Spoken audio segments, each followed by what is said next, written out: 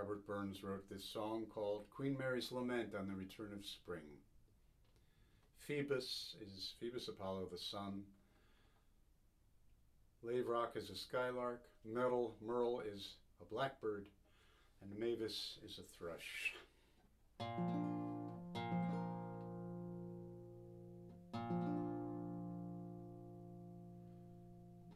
Now nature hangs her mantle green on every blooming tree, and spreads her sheets of daisies white out o'er the grassy lea. Now Phœbus cheers the crystal streams and glads the azure skies, but nought can glad the carefu wight that fast endurance lies. Now laverocks wake the merry morn aloft on dewy wing. The merle in his noontide bower makes woodland echoes ring. The mavis mild wi' mony a note sings drowsy day to rest. In love and freedom they rejoice, we care nor thrall opprest. Now blooms the lily by the bank, the primrose down the brae, the hawthorn's budding in the glen, and milk white is the slae. The meanest hind in fair Scotland may rove their sweets among, but I, the Queen of all Scotland, mun lie in prison strong. I was the Queen of bonny France, where happy I am in. Fullechly raise I on the morn, as blithe lay down at e'en, and I'm the sovereign o' Scotland, and mony a traitor there. Yet here I lie in foreign bands, and never ending care.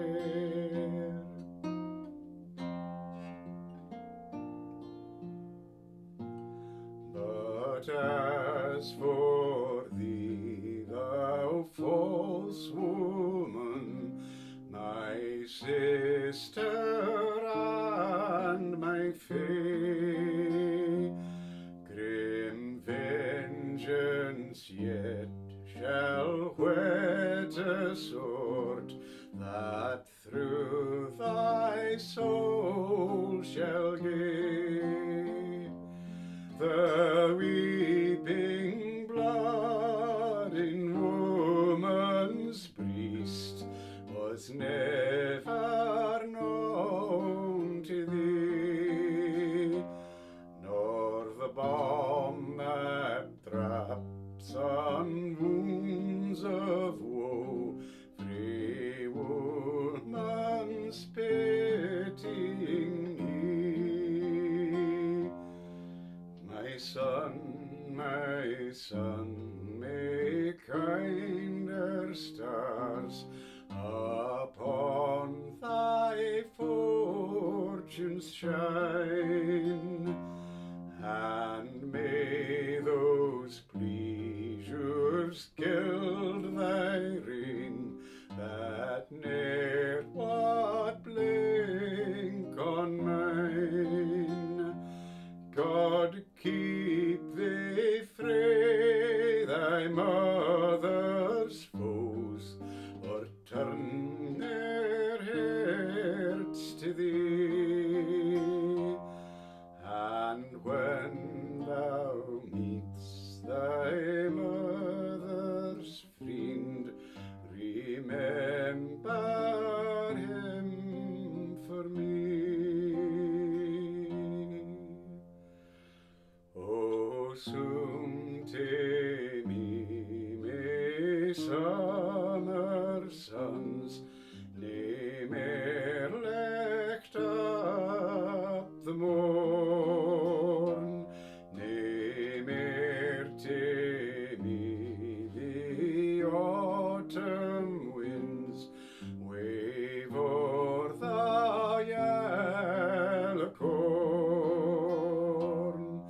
and in the narrows of death let winter round me rave, and the next flowers that deck the spring bloom o'er my peaceful grave.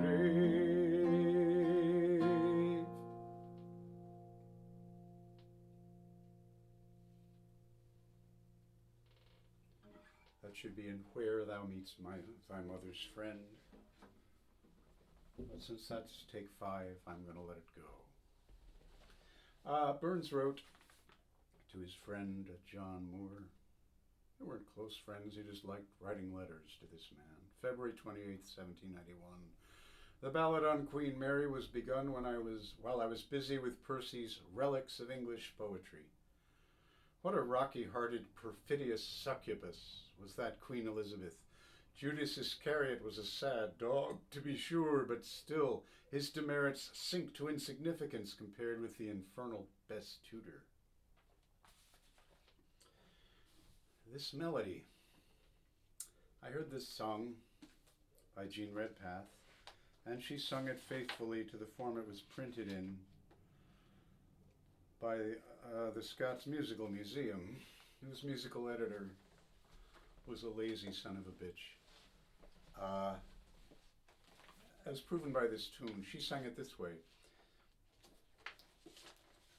Mary Queen of Scots Lament. Scholars have reported this as the Lament of Mary Queen of Scots, as if that's the name of the tune. This fiction was created by William Stenhouse around 1820.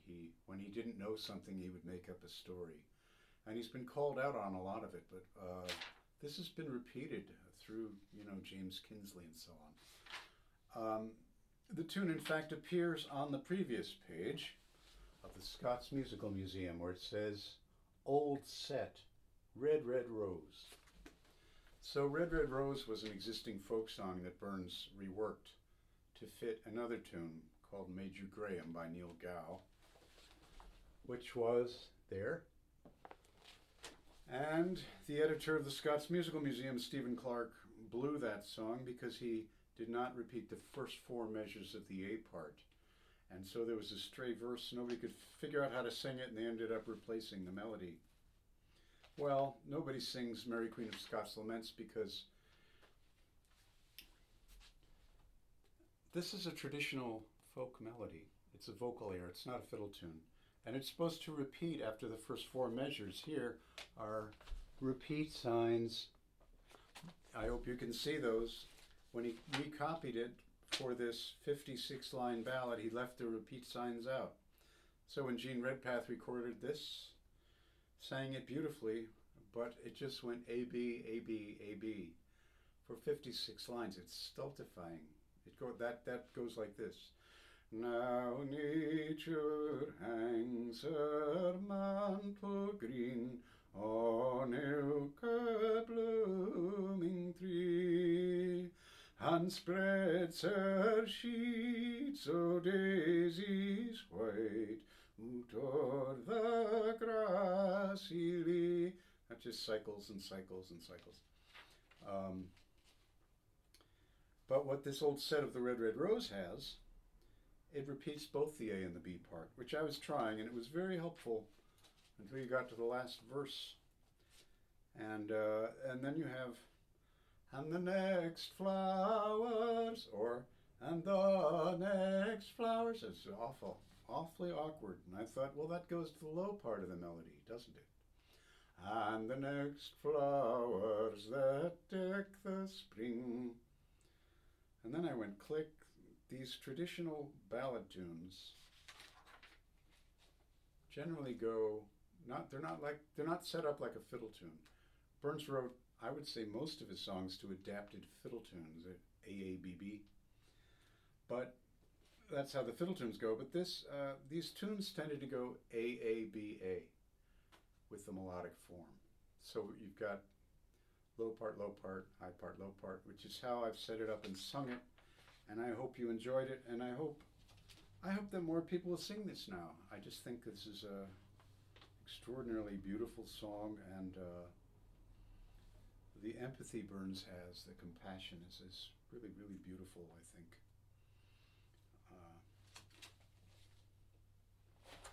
That's it. I hope you'll subscribe to my channel. A word on the text.